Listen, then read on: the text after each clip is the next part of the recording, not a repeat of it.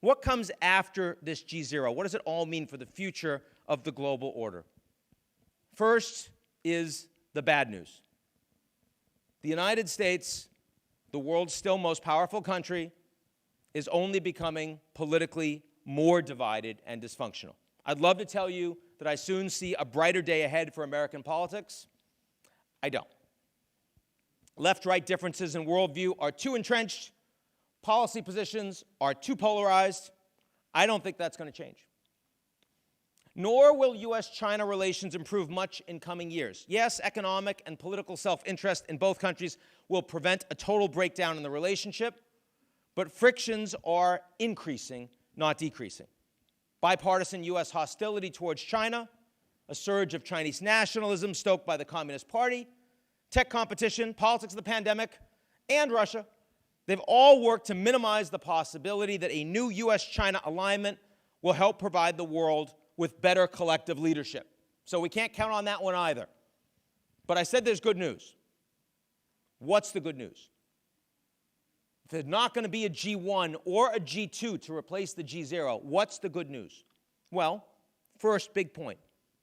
When you have a world that is run by one or two superpowers, they set the agenda, the entire agenda, and they make the rules in every important arena of the international system. You have one global order, for better and for worse. But what happens when the world isn't led by superpowers anymore? We've never had that. Turns out that tomorrow's geopolitics will not be based on a single global order anymore. Instead, on multiple coexisting orders with different actors providing leadership, managing different types of challenges. This is the way out of the G0 dilemma that we've been living with now for more than a decade. Let's start with the global security order, because that's the one area of international relations that actually isn't changing very much. The United States remains the only country on earth that can project military power into every region of the world, outspending the next 9 countries on defense combined.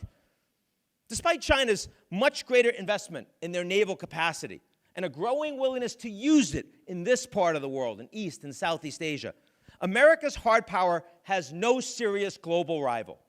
For now, China remains a regional military power. And ironically, Putin's invasion has bolstered American security power by reminding Europe just how valuable that transatlantic alliance can be. I said NATO has expanded, not because America wants it to, but because Russia and Putin persuaded them they have to. America's Asian allies are also looking to strengthen military ties with Washington. China's bellicose foreign policy rhetoric on the security side have teeth on edge, from Japan and South Korea through India to Australia. None of these countries want China as an enemy, not one, none of them. All want to profit from commercial opportunities that China can offer, just as the Europeans do. But all are too wary of a deep dependence on Beijing's goodwill. All want to keep American military power in the region. Russia will actively push against this security order, but its reckless and self-destructive war, the unified Western response to it, and the economic implications have so damaged the Russian military that it will take decades to rebuild. In fact, in years to come, I would argue that Russia is more likely to behave like a large Iran, a rogue state, than an aspiring China. As its economy falls apart, it will have to build the kind of intensified police state that we presently see in Belarus. It will look for new ways to destabilize Europe and the United States, much as Iran does via proxies in the Middle East. Talk to the Saudis and Emiratis about Iran. They don't talk about nukes.